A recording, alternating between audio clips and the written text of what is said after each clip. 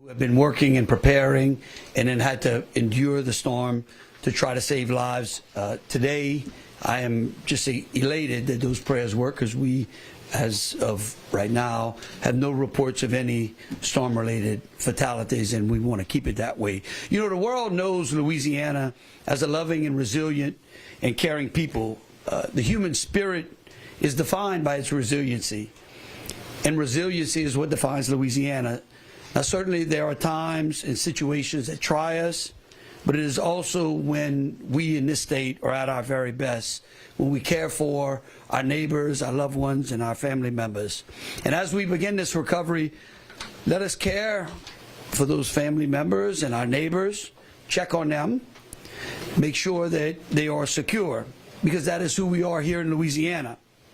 And the worst of times normally brings out the best of us. We are the very epitome of a resilient people, and it comes from looking out for one another. You know, tough times never last in Louisiana, but we are, I believe, the toughest people on earth. And to that fact, I'd like to just share this quick story. You know, last night around 8:45 p.m. in New Orleans, we saw that resiliency in action. A driver in a pickup truck drove around barricades in dangerous floodwaters, and as a result, he nearly became fully submerged.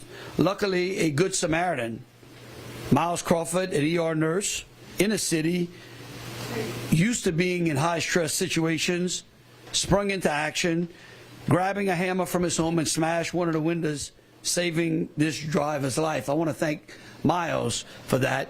I also want to remind the people of Louisiana that we put out these warnings specifically to avoid these kinds of situations. You know, as storms approach, GOSEP and our local officials and federal partners do preparation, and that preparation is meant to protect lives and property.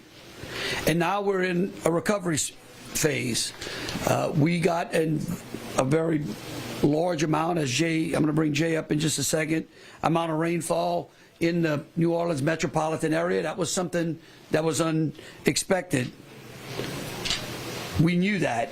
We said that in yesterday's press conference, that even the best laid plans always never survives the first contact with the enemy. And we saw a contingency, unexpected contingency that we had to deal with last night. The good news is that at the peak we had over 450,000 people without power, and right now we're down to 350,000 people without power. I would remind people that for us to be able to get our utilities back online, we want, if you do not have to be on the roadway, we urge you to stay off of the roadway. If you need to be on the roadway, if you're going to work in one of those critical jobs, we ask that you drive slow and respect those that are on the roadway trying to put our services back in service. With that, I'd like to bring Senator Kennedy up for just a second, and then we'll hear from our climatologist. Senator.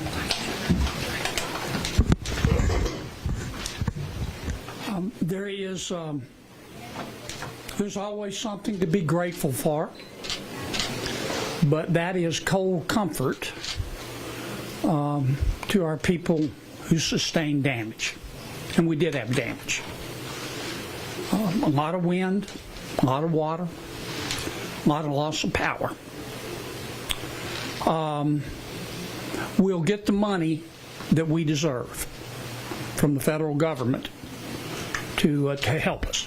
That's why we pay taxes, whether it's in the form of public assistance, infrastructure repair, personal assistance, mitigation grants. I've already started talking to my colleagues. The entire congressional delegation is united on this. I sit on appropriations in the Senate. Julia sits on appropriations in the House. But we do it together with all of us, and we will get the money that we need. Number two, our FEMA administrator is here, And I don't see, here we are. I want to thank her for coming. Her technical title is administrator. I call her Madam Secretary because it is a secretary level position in my opinion. And I want to thank her for coming to Louisiana. It really, really, really means a lot. Number 3,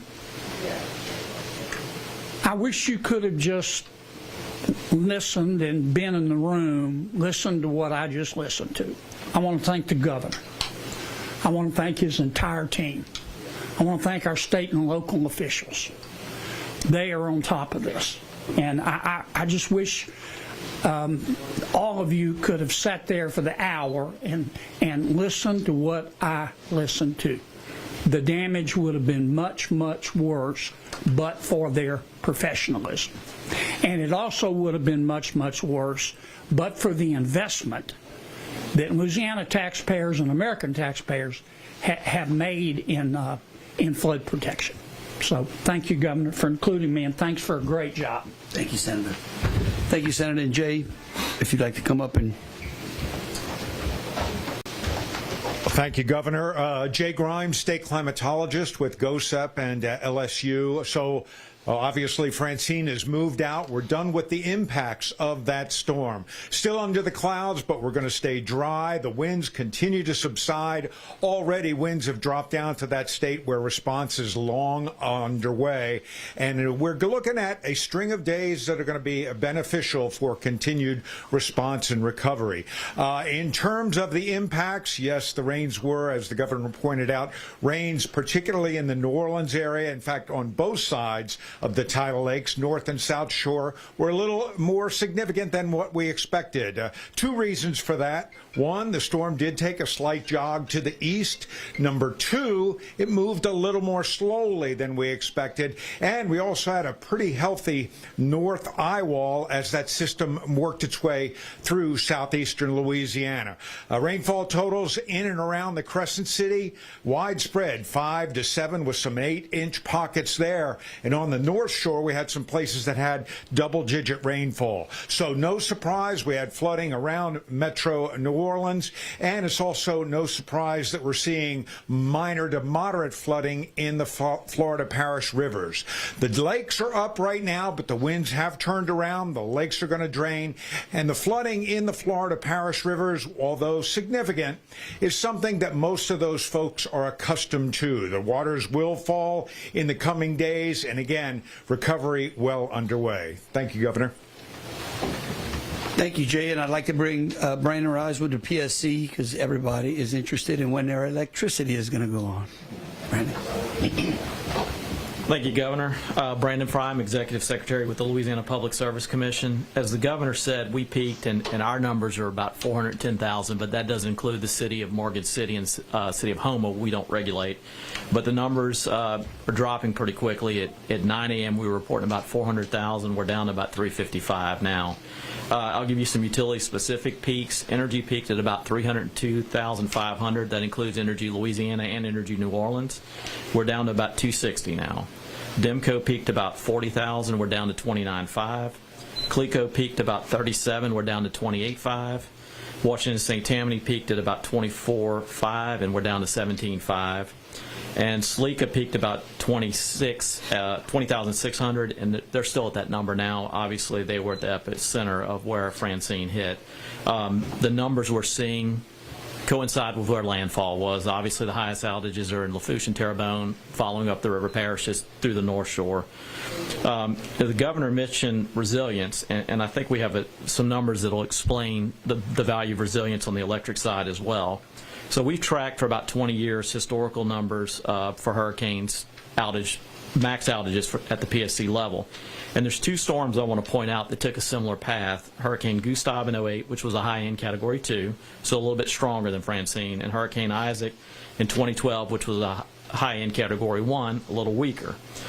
For Gustav, we maxed out at about 1.3 million in outages, and Isaac 900,000. Here we're looking at about 450,000 max, so less than half of a corresponding storm. I think resilience has something to do with that. One last thing, the outages we're seeing now, we're still in the assessment phase. The utilities have their crews out assessing damage. That's why the restoration is coming on as they're getting out there. But the bulk of the damage appears to be vegetation related. So trees, limbs, some of those diseased from the drought. We're not seeing a lot of structural damage, but as that information gets in, we will report that out. So no big transmission losses that we're seeing right now. Thank you. General Freeloop. Yes, sir. Major General Freeloop, Adjutant General for the state of Louisiana. We were deployed across southwest and central Louisiana. At the light this morning, our forces moved out and conducted a search and rescue, both land, boat, and air, with nothing significant to report. It's an absolutely great news story. We have 14 route clearance teams that are out, engineer assets moving, clearing roads and lines of communication for our first responders can move in. We are focused on commodities distribution now and preparing for those citizens in need that need commodities, and we'll be able to execute that in accordance with GOSEP's timeline. That's it, sir. Thank you. Colonel Hyde. Good morning, everyone. Colonel Robert Hodges, Superintendent, Louisiana State Police. Overnight, our troopers and DOTD partnered continuously to remove debris and trees from our area of roadway and the interstates. We continue to assess damage and road conditions throughout the day. However, we still ask everyone to stay home and avoid unnecessary travel until we evaluate and clear the roads. I'm incredibly proud of our personnel and emergency responders across the state who braved the dangerous conditions yesterday evening throughout the night to ensure the safety of our communities. As reported overnight, one of our Troop A troopers outside the Baton Rouge area was injured while removing a downed tree across I-10 in Ascension Parish. I'm pleased to report that the injuries were minor, and the trooper has been released from the hospital and is home recovering. As always, troopers are ready and fully prepared to respond, but everyone needs to help to ensure the safety of our communities. Thank you. Would you like? Governor. Thank you, Governor, and good morning, good afternoon, everybody. Deanne Criswell, the FEMA Administrator. Although, Senator, I do appreciate the field promotion. I was able to sit in on the UCG meeting just now, and I think as you heard from others up here, the amount of money invested in resilience has really made a difference, from the power outages to the number of homes saved. And it's really something that we want to be able to also lift up.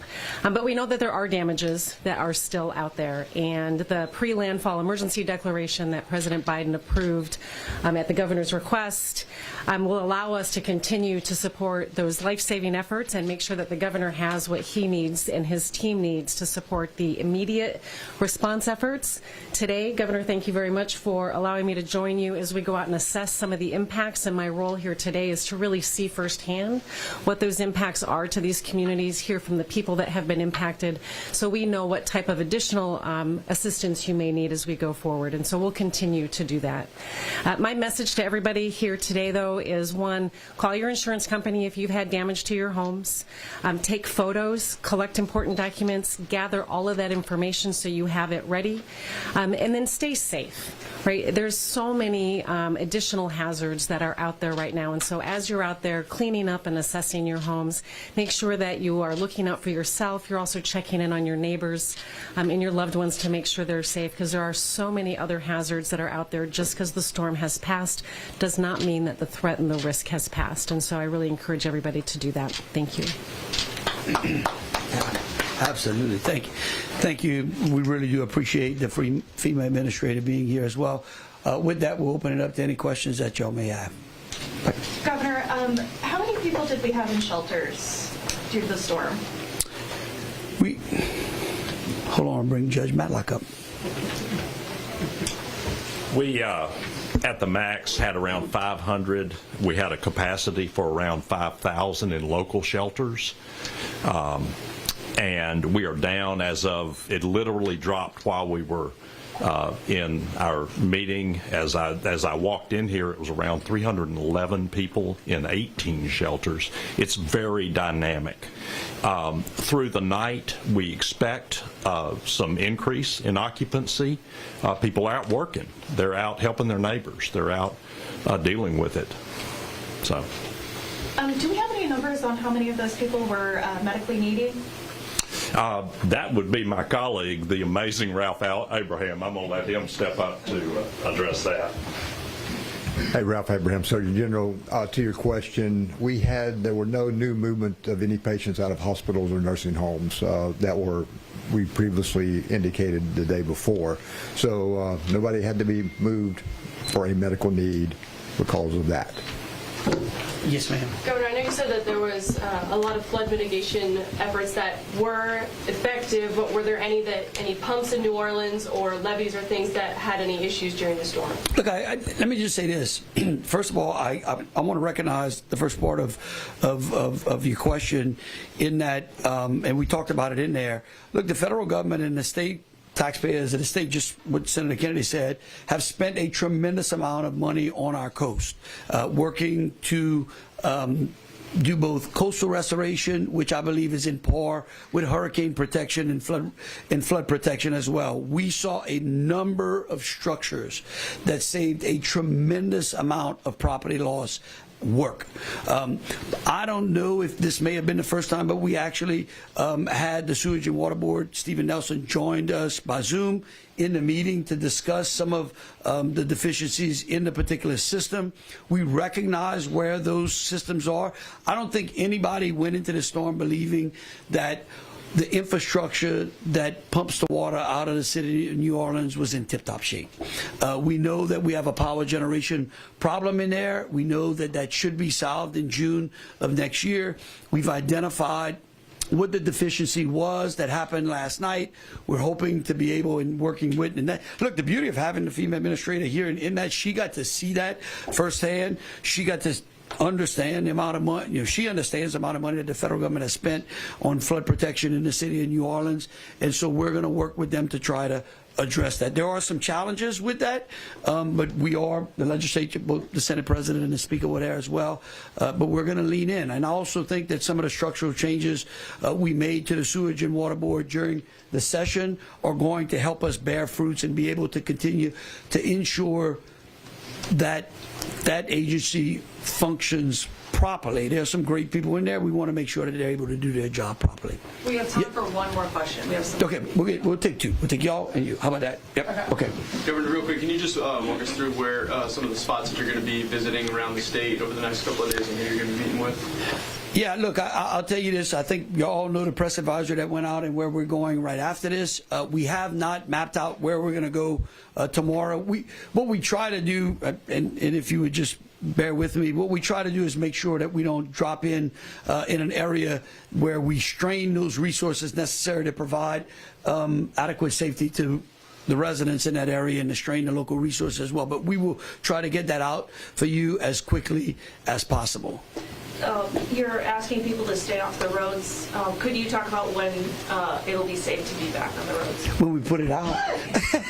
No, look, we don't know. Look, I know that the Secretary of DOTD reported to us they're working, as hard as we can to ensure that the roadways are clear. I know that I think the report that Joe had, that all of the highways except for I think the tunnel was closed at this time. LA1 just opened up, is what Colonel Hodges said.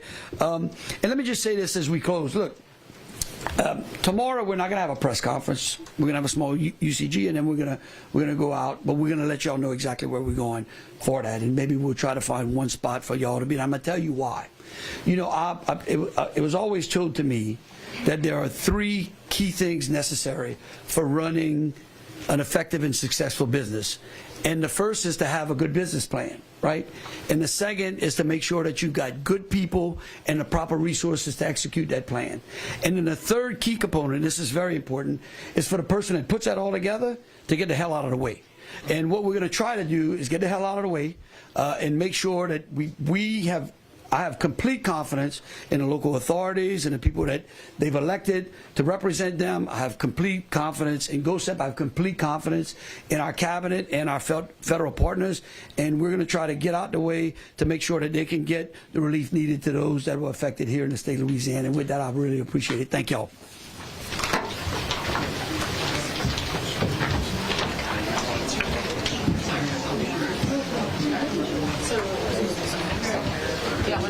Whenever we find out. Jesse.